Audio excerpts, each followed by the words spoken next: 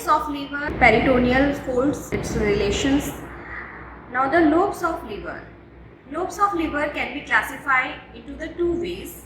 One is the anatomical lobe, which can be visible from the surface of the liver, and second one is the physiological lobes, also known as the functional lobe and the true lobe, and this depends upon the internal architecture of the liver. So first of all, the anatomical lobe. Anatomical lobes. Anterosuperiorly, liver is divided into two lobes, right lobe and the left lobe, with the help of falciform ligament. The right lobe is 5 to 6 times greater than the left lobe. Here you can see the green color denote the right lobe and this bluish color denote the left lobe, and between the two lobes there is the attachment of this falciform ligament on the anterior superior surface of the liver. But posterior inferiorly, the liver is divided into four lobes: left lobe, right lobe, this yellow color denotes the caudate lobe, pink color is quadrate lobe. So on posterior inferior surface, it is divided into four lobes with the help of H-shaped structures forming by the fissures and the fossa. Here you can see this H. This is the H. This is H-shaped structure which is formed by the, on the upper left it formed by the fissure for ligamentum venosum. Upper right is fossa for the inferior vena cava. Horizontal limb is formed by the porta hepatis. This structure is porta hepatis. Lower left part is formed by the fissure for the ligamentum teres hepatis. On the right side, fossa for gallbladder. So these structure together form the H-shaped fissure which divides the liver into four lobes: caudate lobe, left lobe, quadrate lobe and the right lobe. Now the boundaries of caudate lobe. This is the caudate lobe. It is bounded on the left side by the fissure for ligamentum venosum. On the right side, fossa for inferior vena cava and it lodge inferior vena cava. Here you can see inferior vena cava, and the caudate lobe bounded inferiorly by the porta hepatis. This is the porta hepatis. So this is the caudate lobe. There is two processes in the caudate lobe.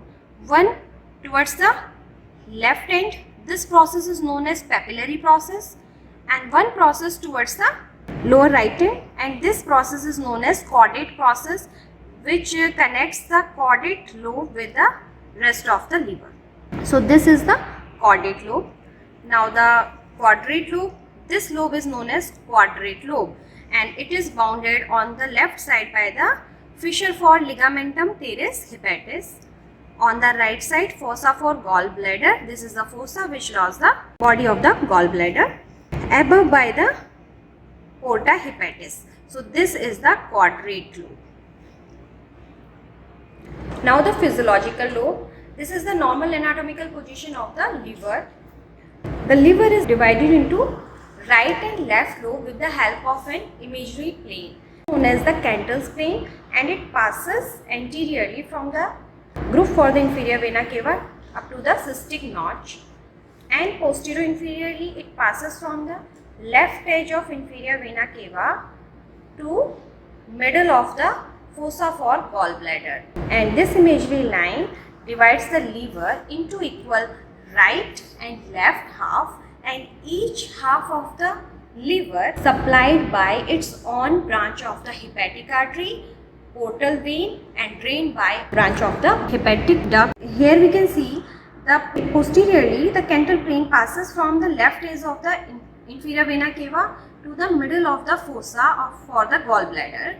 So the caudate lobe is the part of right lobe as well as the left lobe. So the caudate lobe, we can say the caudate lobe is supplied by both the branch of hepatic artery, portal vein, and it is drained by both the branch of the hepatic duct. Now the ligaments of liver. Ligaments can be classified into two types: true ligament and the false ligament. False ligament, also known as the peritoneal folds, and 5 in number.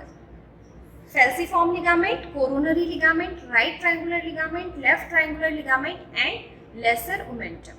So first, the falciform ligament. Falciform ligament is a sickle-shaped fold which connects the anterior-superior surface of the liver to diaphragm above and anterior abdominal wall up to the umbilicus. The free margin of the falciform ligament contains ligamentum teres hepatis, which connects the left umbilical vein to the left branch of the portal vein. Coronary ligament. Coronary ligament having two layers, superior layer and the inferior layer. Superior layer attached to the diaphragm and then attached to the liver. Inferior layer reflect from the posterior surface of liver to the anterior surface of the right kidney, and these two layers, superior layer and inferior layer, meet on the right side and forms right triangular ligament. Between the two layers, superior and the inferior, this triangular area is known as the Bayer area of the liver, and it is the largest Bayer area of liver. It is triangular in shape, and the base of this triangle is formed by the groove for the inferior vena cava. Apex is formed by the right triangular ligament. Superior boundary is formed by the superior layer of coronary ligament, and inferior boundary is formed by the inferior layer of coronary ligament. Now the right triangular ligament. The right triangular ligament connects the right lateral surface of the liver with the diaphragm. This is the left triangular ligament. It connects the left lobe of the liver to the diaphragm, and the upper margin of this left triangular ligament continue as the left margin of falciform ligament, and inferior layer of this left triangular ligament continue with the anterior layer of lesser omentum. Now the lesser omentum. Lesser omentum is a fold of peritoneum, and it connects the lesser curvature of stomach and proximal 1 inch of the duodenum to visceral surface of the liver in the inverted L-shaped manner. The horizontal limb of the L is formed by the lips of porta hepatis, and vertical limb of the L is formed by the fissure for the ligamentum venosum. Now the true ligament of the liver. There are two ligaments which are true. First is the ligamentum venosum. Ligamentum venosum is present in the floor of fissure for the ligamentum venosum, and it connects the left branch of the portal vein to the hepatic vein or inferior vena cava in the fetal life. Second ligament is ligamentum teres hepatis that lie in the free margin of the falciform ligament, and it connects the left umbilical vein to left branch of the portal vein in the fetal life. So we can say the ligamentum venosum is the remnant of ductus venosus which connects the left portal vein to the inferior vena cava, and ligamentum teres hepatis is the remnant of obliterated left umbilical vein which connects the left umbilical vein to the left branch of the portal vein in the embryonic period.